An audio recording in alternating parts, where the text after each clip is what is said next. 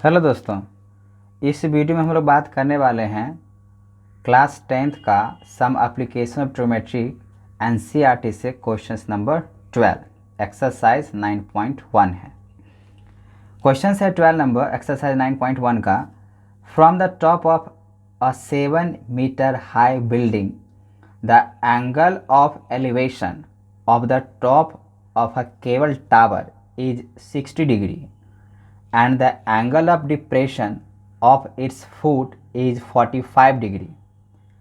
Determine the height of the tower. बहुत ही simple question है, तो चलिए इसको हम लोग बनाते हैं। बोला कि from the top of a 7 metre high building. Building का अगर हाइट का बात करें तो कितना बोला गया है, 7 मीटर का जो है ना हाइट है। और बताया जा रहा है the angle of elevation of the top of cable tower is 60 degree. तो केबल टावर कहाँ पे है, तो इस बिल्डिंग के ऊपर ही है। तो चलिए फिलहाल तो ये इतना हाइट हम 7 माने हैं, तो टावर तो आपको इधर ही बनाने पड़ेंगे। तो टावर, ये टावर है, ठीक है, ये टावर है। तो इसके और इसके बीच में हम डिस्टेंस मान लेते हैं ए और बी है। ये बिल्डिंग है, ये बिल्डिंग है।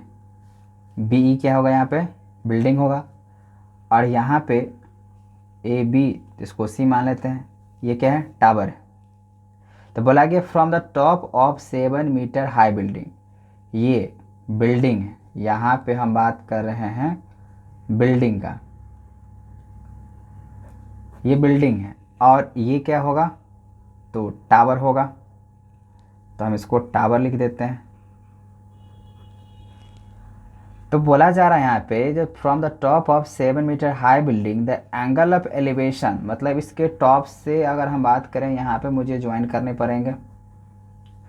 इसमें जो है ना एंगल ऑफ एलिवेशन टावर से बना रहा है, वो कितना डिग्री बना रहा है, 60 डिग्री, ऐसा क्वेश्चन में कह रहा है। ठीक है, 60 डिग्री। तो from the top of 7 metre high building the angle of elevation of the top of cable tower 60 degree and the angle of depression of its foot is 45 degree. तो देखिए यहाँ पे बिल्डिंग के जो है ना अगर हम बात करें तो बिल्डिंग तो ये समझ में आ गया। अब यहाँ से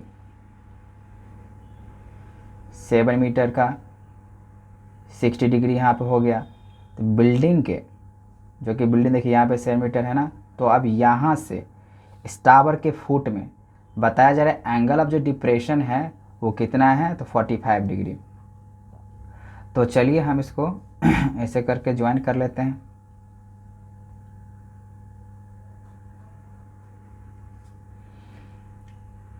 और यहाँ से माना जाएगा 45 डिग्री। एंगल ऑफ डिप्रेशन तो आपको पता ही है, हमने बताया था आपको।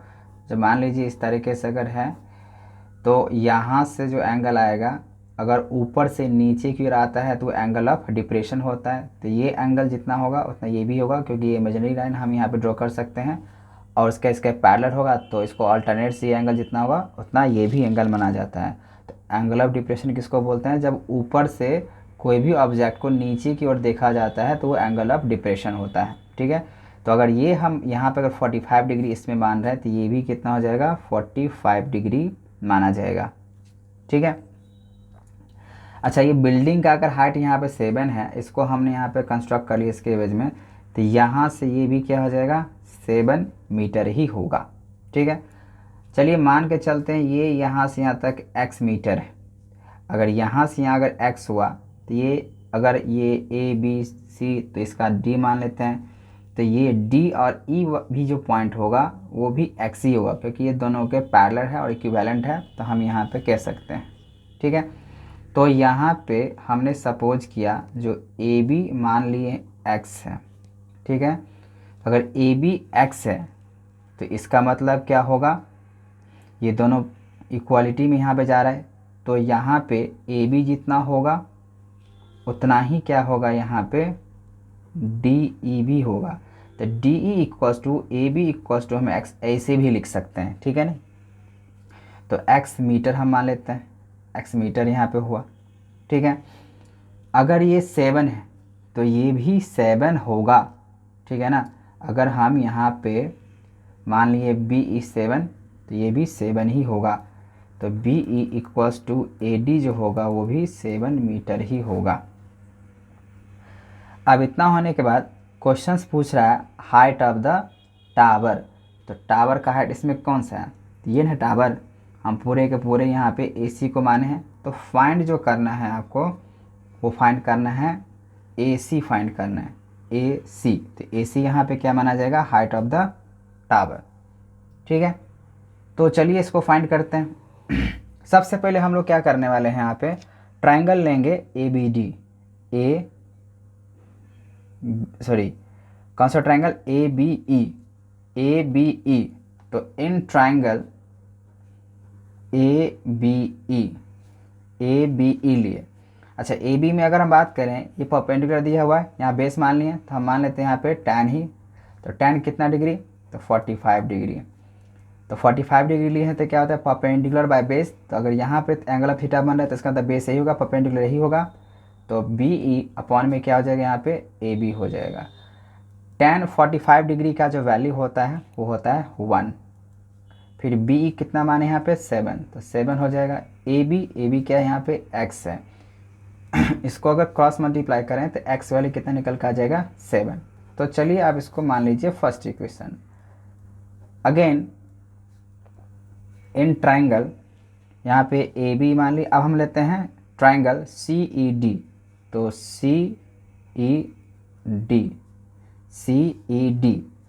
यहाँ पे भी हम लेंगे tan ही, tan क्यों लेंगे, tan कितना 6 डिग्री, क्यों, क्योंकि यहाँ पे भी हमको परपेंडिकुलर और बेस के हिसाब से। अच्छा यहाँ से अगर 7 है, ठीक है ना, अगर हम यहाँ 7 का बात कर रहे हैं ये, और पूरा अगर मान लीजिए हाइट ऑफ टावर निकालना है H, अगर हम पूरा H अगर मान के चलते हैं, अगर ये 7 यहाँ है तो पूरा H में से इसको हम माइनस कर सकते हैं, H - 7 लिख सकते हैं, तो H - 7 हम यहाँ पे पूरा हाइट ऑफ द टावर यहाँ पे क्या मान लिए AC है, तो इसको आप H भी मान सकते हैं। जैसे ये पूरा AC अगर H हुआ, अगर इतना 7 दिया हुआ है तो पूरा में से अगर इतना माइनस होगा तो इतना ही ना बचेगा, है ना। अगर हम AC में से अगर AD को माइनस करेंगे तो क्या बचेगा, यहाँ पे CD बचेगा, ठीक है।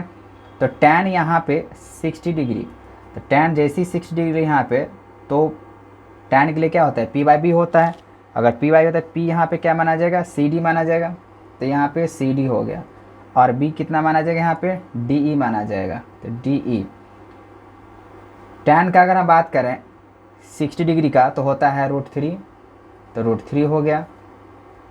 CD, तो CD कितना यहाँ पे लिखें, H - 7, तो हम यहाँ पे लिख देते हैं H - 7, और DE, तो जितना AB हुआ उतना DE भी होगा। और हम आपको बता दें यहाँ पे जो DE अगर हम x माने तो x लिख देते हैं, लेकिन हम यहाँ पे ये सोच रहे थे जो x वैल्यू 7 निकला, अगर ये 7 है तो ये भी तो 7 ही होगा। फिलहाल हम यहाँ इस तरीके से रख लिए, तो √3x cross multiply equals to H - 7, ये हो गया हम लोग का सेकेंड इक्वेशन। अब क्या करना होगा, पुट कर लेते हैं, तो पुटिंग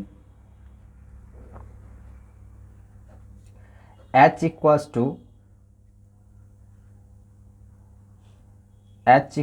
आप यहाँ पे ये 7 आ चला गया, ठीक है, x इक्वल्स टू 7 है, तो किसमें ये x वैल्यू जो है ना, x इक्वल्स टू 7, इसको पुट कर लेते हैं इन इक्वेशंस, किसमें, सेकेंड यहाँ पे है, तो √3x, तो x वैल्यू कितना, तो 7, तो 7 हो जाएगा इक्वल्स टू H - 7। तो चलिए देखते हैं यहाँ पे, तो इसको मल्टीप्लाई तक कर नहीं सकते, इसको ऐसे लिख देते हैं 7√3 इक्वल्स टू H - 7। अब क्या ना, अगर हाइट निकालने हैं तो 7√3, ये माइनस में इस तरफ आ जाएगा तो प्लस हो गया, इक्वल्स टू हो जाएगा H, है ना। तो अब इसको कैसे लिख सकते हैं, तो हम इसमें 7 अगर कॉमन निकालें तो बाहर, तो √3 + 1 इक्वल्स टू H, ये क्या निकल कर आएगा, हाइट ऑफ द टावर, जो कि मुझे चाहिए था। तो 7 √3 + 1, यहाँ पे आप यूनिट लगा सकते हैं मीटर, तो चलिए आपका ये मिल गया, तो आप लिख सकते हैं यहाँ पे hence the height of the tower is 7, ये वाले लिख देने हैं √3 + 1 मीटर। यही हुआ आपका आंसर। ठीक है, चलिए अब हम लोग नेक्स्ट क्वेश्चन देखते हैं, क्वेश्चन नंबर 13। क्वेश्चन नंबर 13 कह रहा है as observe from the top of a 75 metre high lighthouse. तो 75 मीटर का एक लाइट हाउस है, तो यहाँ पे 75 मीटर हम पहले ही ड्रॉ कर लेते हैं। High lighthouse from the sea level, तो सी लेवल मतलब सी लेवल होगा नीचे जो हम बात करते हैं यहाँ पे ग्राउंड लेवल से, तो ग्राउंड लेवल से सी लेवल से 75 मीटर का एक लाइट हाउस है। The angle of depression of 2 ships, तो एंगल ऑफ डिप्रेशन 2 शिप्स मतलब आज लाइट तो फिलहाल यहीं पे लगा हुआ रहता, लाइट हाउस रहता है, तो एंगल ऑफ डिप्रेशन का अगर बात करेगा तो ऊपर से नीचे ही होगा। तो angle of depression of 2 ships are 30 degree and 45 degree. तो एक 30 डिग्री बना रहा है, एक 45 डिग्री बना रहा है। तो आपको पता ही है जितना ज़्यादा दूर होता है वर्टिकली से उतना ही जो है ना एंगल कम होता है। अगर ये परपेंडिकुलर से अगर जितना ज़्यादा ये दूर जाएगा उतना ही एंगल उसका क्या होता है, कम बनता है। तो इसका मतलब ये हुआ जो 30 डिग्री मुझे यहाँ बनाने पड़ेंगे एंड 45 डिग्री, तो 2 पॉइंट्स बोला गया। चलिए अब यहाँ मान लेते हैं 45 डिग्री, ये 45 डिग्री, लेकिन ऐसे तो ड्रॉ कर दिए, लेकिन एंगल ऑफ डिप्रेशंस के लिए क्या करना होता है आपको ये पता होना चाहिए। यहाँ पे एक इमेजिनरी यहाँ पे लाइन को ड्रॉ करने पड़ेंगे। तो देखिए अगर ये 30 डिग्री तो यहाँ पे ये होगा 30 डिग्री, ठीक है ना। आई 45 डिग्री बात किया जा रहा है, तो पूरा ये पूरा का पूरा कितना माना जाएगा 45 डिग्री। तब ना ये 45 डिग्री तो अल्टरनेट से ये 45 डिग्री, फिर ये भी अल्टरनेट से 45 डिग्री। चलिए इस पॉइंट को मान लेते हैं ओ, ये 90 डिग्री। तो यहाँ तक क्वेश्चन समझ में आ गया होगा। बोला गया यहाँ पे एक लाइट हाउस है जो कि 75 मीटर जो है ना हाइट है इसका सी लेवल से, और एंगल ऑफ डिप्रेशन बना रहा है एक 30 डिग्री। तो एक यहाँ पे 30 डिग्री है, 45 डिग्री बना रहा है। If the one ship is exactly behind other on the same side of the lighthouse, तो find the distance between the 2 ships. देखिए यही 2 शिप्स है, एक यहाँ पे ए और ये बी। तो ये एक ए हुआ और एक बी हुआ। ये दोनों शिप पे जो है ना ए जो शिप है इसमें यहाँ से एंगल ऑफ डिप्रेशन बना रहा है 30 डिग्री, और जैसे ही ये शिप दूसरा शिप अगर यहाँ पे है उसका जो एंगल ऑफ डिप्रेशन बना रहा है वो 45 डिग्री बना रहा है, ठीक है ना। तो इसमें हमको पता करना है जो डिस्टेंस जो है ना कितना होगा इसके बीच में और इसके बीच में, ठीक है। तो चलिए इसको मान लेते हैं अगर ए बी, तो चलिए इसको ए बी सी, ठीक है।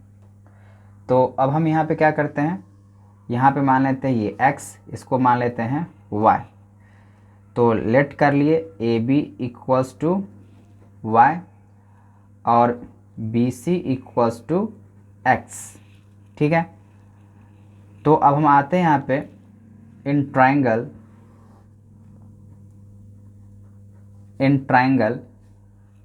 ए सी डी, यहाँ पे कुछ माने नहीं है, इसको डी मान लेते हैं ए सी डी।